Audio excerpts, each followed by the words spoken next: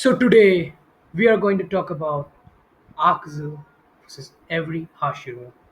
So Akaza is a very popular character in Demon Slayer, and so we are matching him up with against every single Hashira. So let us start. At number 9 spot, we have Tengen Uzue. Tengen's best feat is being able to go relative with Yutaro, which is upper rank 6. And Akaza is upper rank 3. So Akaza is 3 tiers above Yutaro.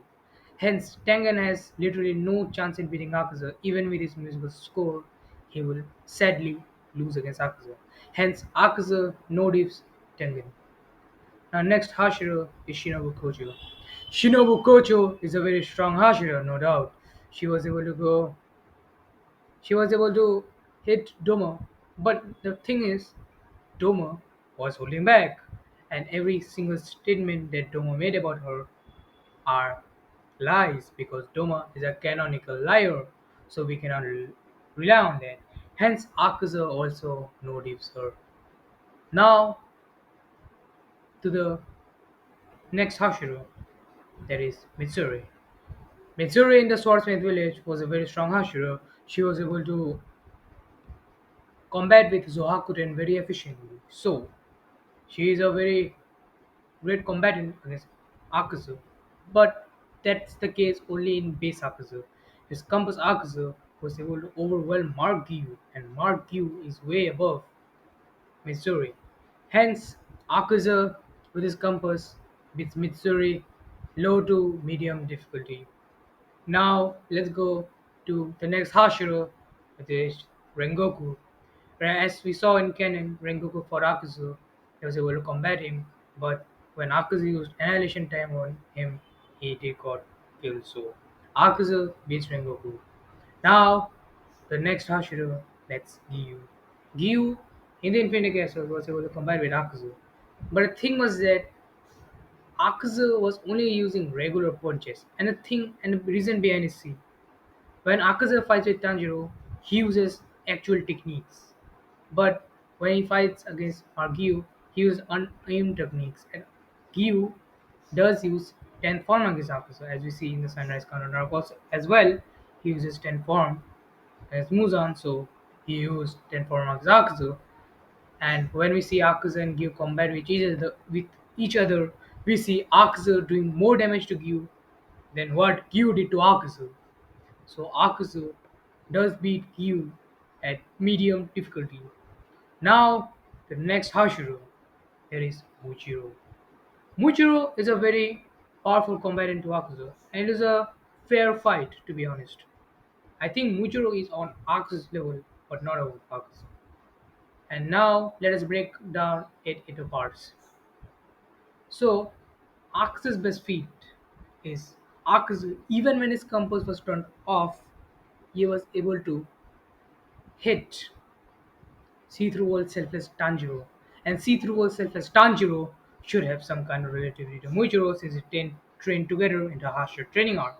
So if Akazu without his compass was able to beat see-through world selfless state Tanjiro, and if Tanjiro has high end relativity to see-through world Muichiro, and if compass gives a massive attack speed boost to Akazu's overall attack speed, then Akazu with his compass and afterglow should outscale Muichiro and beat him with medium to high difficulty, or high difficulty, if you want to think it's a close fight, high difficulty.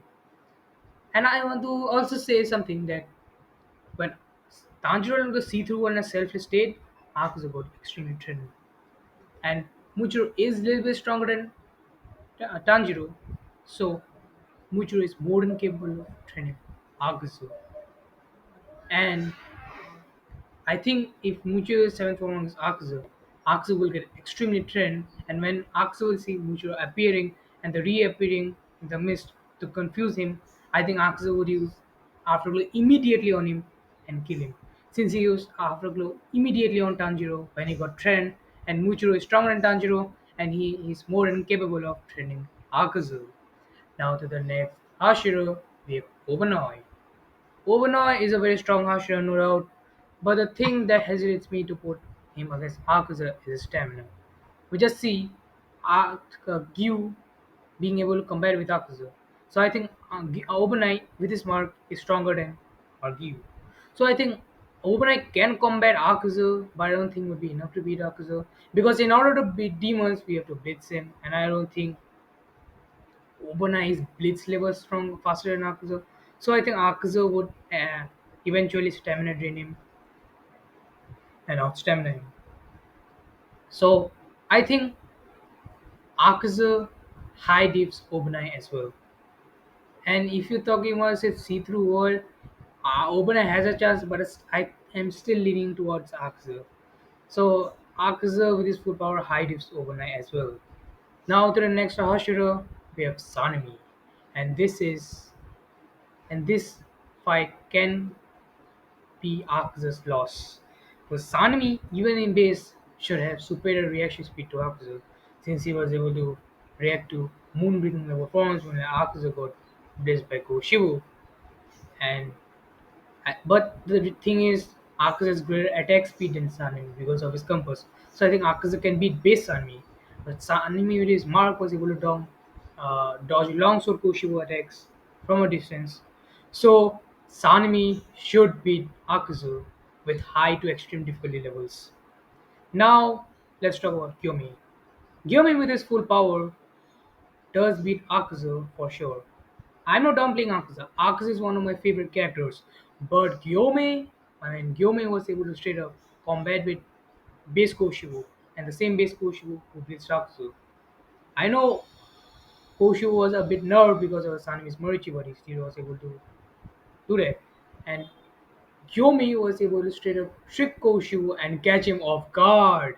And if Yomi was able to trick Koshibu, and if Koshibu is upper rank 1 and Akaza is upper rank 3, I don't think Akaza can survive long. So I think Yomi at his full power, low to mid dips Akaza at best. So this is my overall conversation about Arcs versus all the Hashira. Arcs is really, really strong. I think he goes 7-2. He beats 7 Hashiras and loses to 2. So this is my opinion about Arcs versus all the Hashira. If you agree with me or disagree with me, it's completely fine. You can comment your opinions down in the comment section down below. Peace and stay tuned.